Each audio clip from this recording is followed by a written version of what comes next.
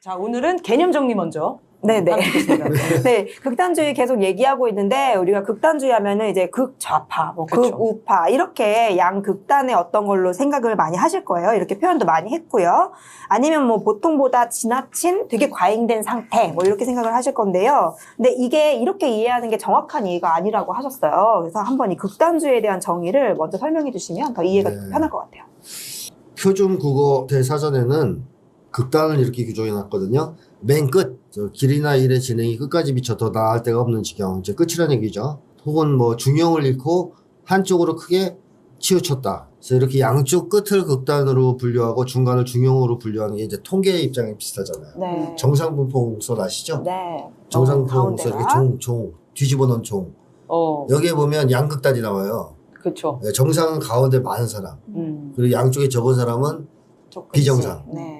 업노멀 뭐 영어로 이제 그렇게 보는 건데 이게 약간 유사한 입장 아니에요. 이 양극단이라는 것을 이렇게 보는 게. 근데 그게 맞느냐? 그럼 이렇게 한번 생각해 보시죠.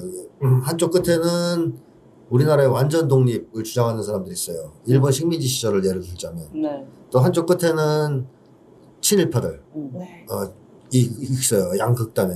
그러면 가운데 있는 사람 친일이면서 동시에 독립도 바라는. 더 미울 때가 많아요.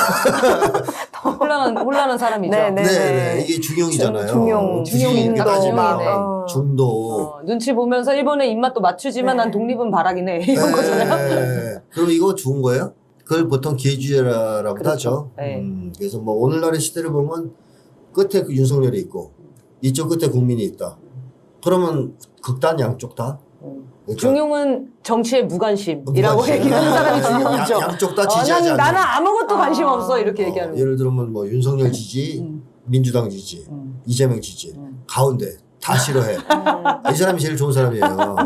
그러네. 그러니까 이게 이런 그 입장에서 극단을 보면 안 된다는 겁니다. 내용을 따지지 않고 그냥 끝에 있다 그래서 네. 나쁘다고 보면 안 된다는 거죠.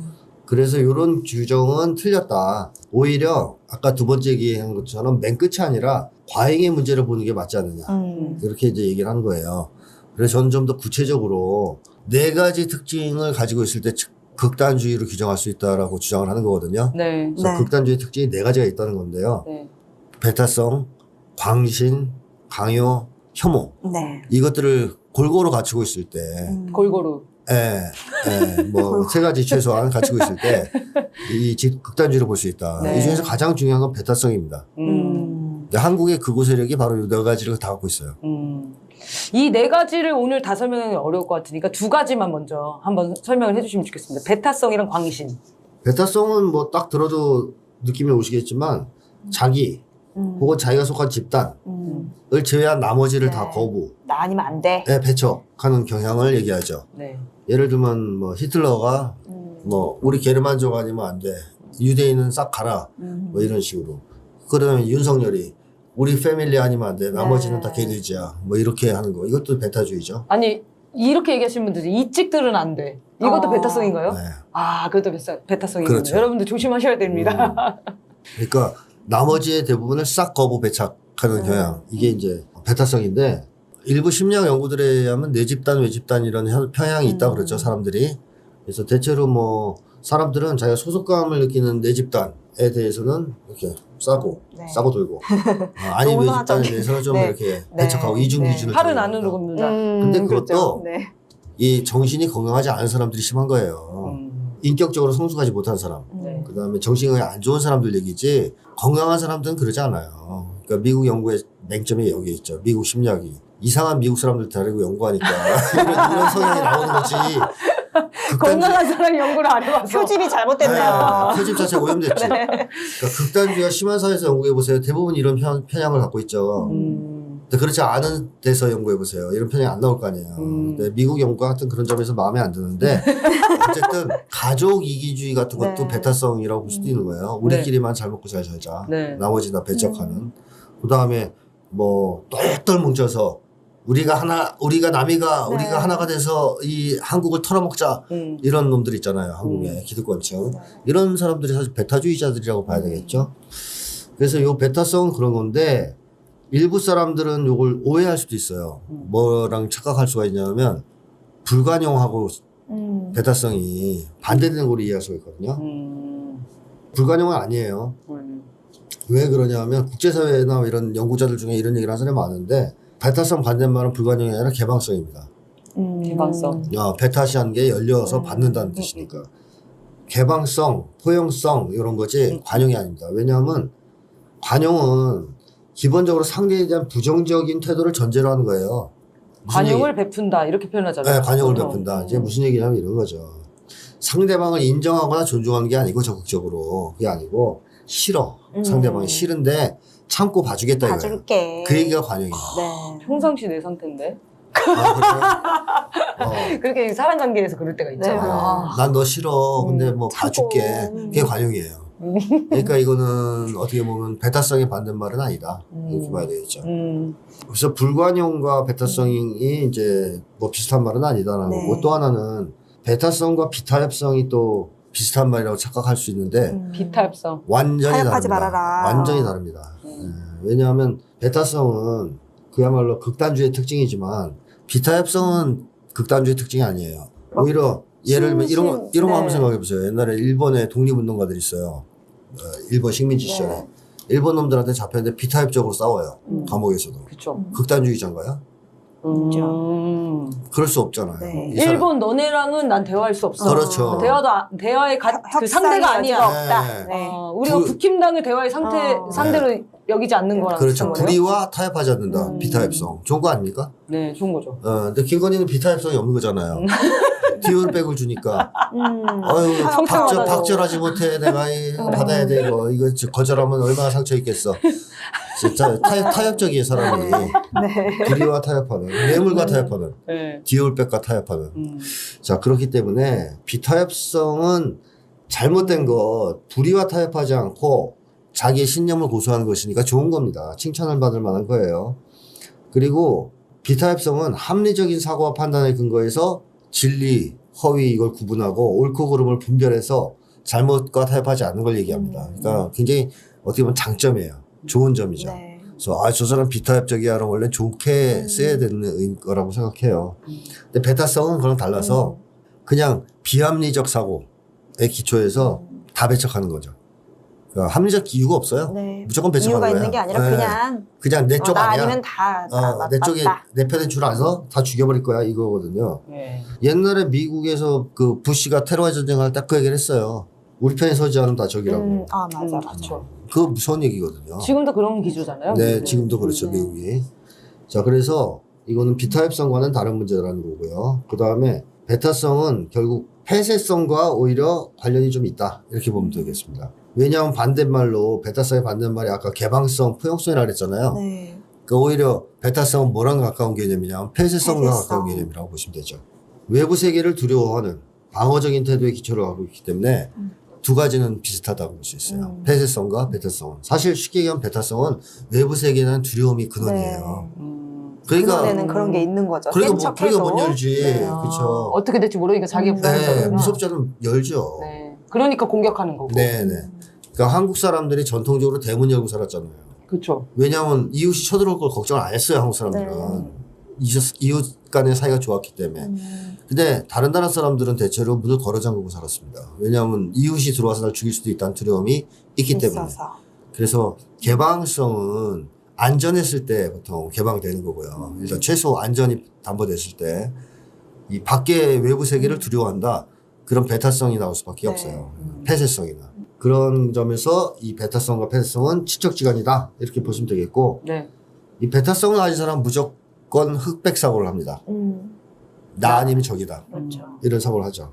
내 말에 동의하지 않으면 적이다. 적이다. 네. 네. 대화할 때 그런 분들이 있거든요. 네. 아, 있죠. 그래서 모든 걸 다 우리 편, 상대편으로 나누고, 우리 편 아닌 놈을 다 죽이려고 하는 미국 대통령이 했던 조지 부시가 했던 말, 중립은 없다. 우리 편에 서지 않으면 다 적이다.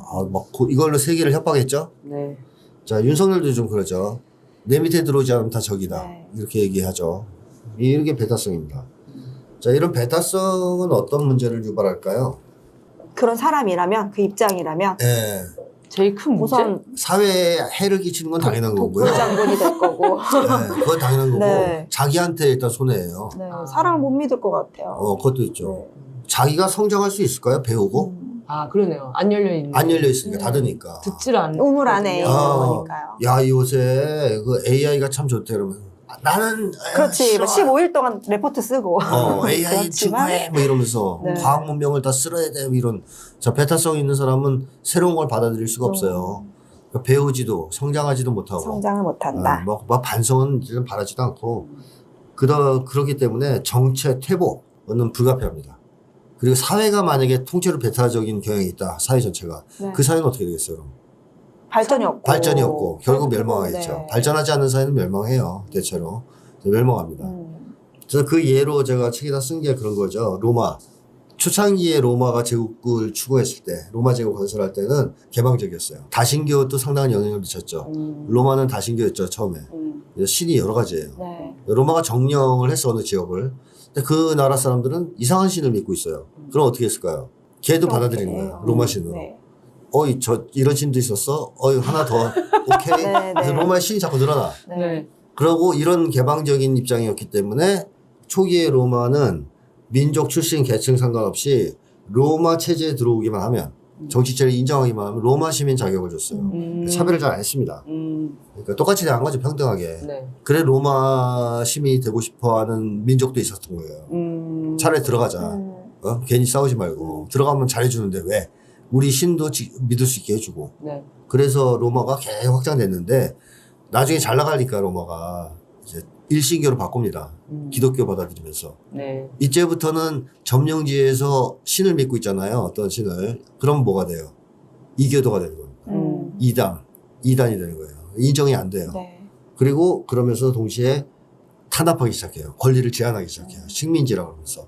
그러면 누가 로마 밑에 들어가고 싶겠어요? 열받죠. 열받죠. 저항이 일어나죠. 싸우죠. 네. 그러면서 로마가 붕괴되기 시작했다는 망한다. 설을 주장하는 사람들도 있단 말이에요. 네, 저는 그거 한 측면이라고 봐요. 네. 그래서 열려 있어야 되는데 사회가 뭘 하나 딱 찍어서 배타시하고 막 문을 닫아 걸고 그러면 반드시 정치하고 퇴보하고 궁극적으로는 멸망할 수도 있다 이런 거죠.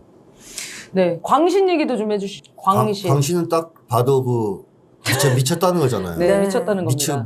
겁니다. 믿는데 미친 사람처럼 믿는다 뭐 이런 건데요.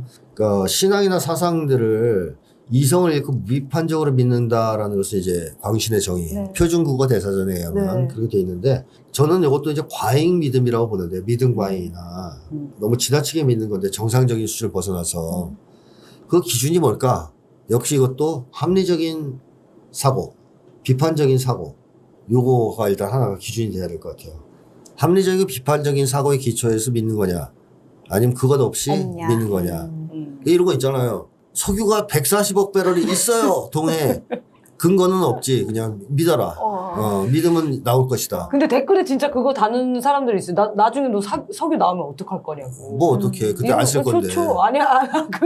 그때 나오면 우리가 쓰지 않을 수도 있는데 그냥 믿는 거예요. 믿으면 좋은 건데 왜. 그러니까. 이런 댓글 믿고 가보지. 이렇게. 그러니까 광신이죠, 이게 진짜. 광신이에요, 광신. 그 합리적인 근거 없이 사고 없이 믿는 거. 또 그 다음에 또 하나의 특징은 객관적인 사실에 기초하고 있지 않다는 거죠. 이런 게 광신이죠. 이런 상태에서 믿는 거, 맹목적으로. 그래서 사실 망상에 가까운 믿음이라고 봐야 돼요. 자기가 생각한 어떤 상상 속의 세계가 있는 거죠. 비현실. 네. 자기가 욕망하는 세계든 뭐든 간에 현실에 기초하지 않고 합리적인 사고에 기초하지 않고 믿는 거예요. 그래서 망상은 잘 안 깨지지 않습니까? 선생님도 잘 아시겠지만 망상은 아무리 합리적인 근거를 들이대고 틀렸다고 해도 안 깨져요. 그 깨지는 순간 망상이 아닌 아니죠. 거거든요. 깨지면 망상이 아니죠. 난 그래서 나 이거 버릴 거야. 그럼 망상이 아니죠. 안 깨지니까 망상이라고 그러거든요. 그러니까 약간 망상적 사고에 가까운 건데요. 근데 사람들, 광신자들은 사실 자기 나름대로 이유가 있어요. 어떤 믿음을 붙잡고 있어야 되는. 불안해서 그런 거죠. 윤석열은 소리가 나와야 만 되는 거예요. 자기 입장에서는. 그러네요. 천공이 있다 그랬잖아요. 자, 그렇게 절박함에 출발하기 광신이네. 때문에. 성공 광신. 네. 절박함에서 출발하기 때문에 이 사람들은 사실을 믿는 게 아니라 자기가 믿고 싶은 걸 믿습니다. 대체로. 그러니까 그렇다면 광신자들은 어떤 사람들일까? 뭐 어떤 원인이 있을까? 첫째는 제일 큰 원인은 완전주의가 있어요. 완전주의? 네, 완벽주의라고도 할 수 있죠. 아하. 완전주의, 완벽주의. 네. 절대적인 뭔가 존재에 대한 뭐 그런 건가요? 절대 존재가 아니고 자기 완벽. 아하. 자, 내가 불완전하다는 사실을 직면하면 어떻게 될까요? 이런 사람들은 안 돼요. 안 된다고. 절대 안 돼. 왜 자기는 완벽해야 되거든. 완벽하지 않으면 안 돼. 완전하지 않으면. 그래서 새로운 것을 받아들이고 열려 있다라는 태도. 이건 네. 뭘 의미합니까? 내가 더 배울 게 있다는 건 아직 부족하다. 부족하다, 불완전하다는 의미죠. 안 돼요. 절대로 받아들일 수 없어요. 아예 이해가 안 돼. 그렇게까지 사고가. 더 배울 게 없다. 그러니까 예를 들면 광신도들이 이 하느님을 믿고 완벽하다. 있는데 이 하느님이 일곱 나를 열심히 일해가지고 지구를 만들었다는 거야. 천지를 창조했잖아요. 그 굳건히 믿고 있잖아. 네. 근데 누가 와서 아니라는 거야. 사실은 12일 걸렸다. 뭐 7일이 아니라. 아니면 그건 그렇게 된 게 아니고 빅뱅에 이렇게 나온 거라든지 뭐 딴소리를 하면 화를 내죠. 무너지는 거죠. 자기는 완전하다고 믿고 있었는데 자기의 신념이 세계를 이해하고 있었고. 근데 그게 무너지는 순간 자기가 붕괴될 거 아니에요. 네. 용납을 못해요. 그러면 죽여져죠. 이단이야. 이렇게 되는 거죠. 기본은 다 불안감이네요. 그럼 공포? 자기에 대한 믿음이 없는 거죠. 어떻게 자기의 보면. 힘이 없다. 자기에 대한 확신, 믿음이 사실 없는 거죠. 네. 그래서 더 그게 참 표현이 그게 극단주의로 나간다는 것도 네. 그런 게 참 진짜 소심하고 뭐 자신 없고 뭐 이런 사람들이 표현은 공격적이고 이런 식으로 나온다는 것도 좀 안타깝네요. 내가 완전 무결하다는 믿음을 계속 지키려고 해야 된다. 이런 사람들은. 그래서 무오류성을 주장합니다. 계속. 이런 사람들은. 오류가 없다. 천공은 무오류. 뭐 이런 거죠. 천공은 오류가 없다. 우리 사회 지금 극단주의인 것 같아. 어. 사례가 너무 다 최근 사례잖아요. 원래 이 무오류성은 성경 무오류성. 그러니까 그 급진적인 종교 극단주의자들이 네. 성경에 자꾸 하나 틀린 게 없다. 네네. 이슬람 극단주의자도 마찬가지예요. 이슬람 코란에 한자도 틀리지 않다. 이런 게 이제 무오류성 아니에요. 요새 성경도 그러진 않는데. 네, 근데 요새 이제 그 성경이나 이쪽보다는 이제 천공이 좀. 그러니까 천공이 더 지금 세졌네. 그 다음에 광신의 원인 중에 또 하나 꼽을 수 있는 것은 앞에서 얘기했던 배타성이죠. 자, 배타적인 사람이나 집단, 자기 부족함 인정할 수 있을까요? 없죠. 인정 못 합니다. 인정해서도 안 됩니다. 왜냐하면 배타성은 결국 외부 세계가 두려워서 문을 걸어 잠그는 건데, 그걸 인정하면 안 되죠. 부족하다는 걸. 그럼 열어야 되는데, 안 돼요. 문 열어요. 절대. 그래서 이런 사람들은 내면 세계에 과도하게 집착하고 부풀려요. 자기가 사실은 불완전하다는 사실을 직면하기 싫으니까. 그 과정에서 외부 세계를 인식하지 못하게 됩니다. 그래서 보통 광신 집단은 외부 세계와의 교류를 안 해요. 아, 그렇죠. 네, 일단 광신 집단이 형성되면 외부 세계랑 격립시켜버립니다. 맞아요. 차폐해버려요. 이걸 보면 이제 역시 광신은 배타성이 기여하고 있다. 네. 이걸 알 수 있죠. 이 네 가지가 배타성이 제일 큰 거죠, 지금. 핵심이고 거기에 네. 이제 파생되는 개념인가 봐요. 네. 네. 배타성, 광신, 강요, 혐오인데요. 오늘은 광신까지만 다뤄보고요. 다음 시간에는 나머지 두 가지 그리고 플러스해서 더 얘기 나눠보도록 하겠습니다. 자, 오늘 방송 이렇게 마무리하려고 하는데요. 여러분들의 미칠 것 같은 극단주의 사고가 있으면 사연을 보내주시기 바랍니다. CHUNGNAMI 0000 gmail.com이고요. 사실 이 앞에 나온 얘기들이 뭐 극단주의자 이렇게 얘기하면 되게 멀리 느껴질 수도 있지만 생활에서 조금씩 그런 경향들은 있잖아요. 그런 거 관련해서도 또 고민이 드시는 게 있을 수 있을 것 같습니다. 네, 그러면 여러분들이 미칠 것 같은 고민 사연 마음껏 보내주시기 바랍니다. 자, 그럼 오늘 방송은 여기서 마무리하겠습니다. 시청해주신 여러분 감사합니다.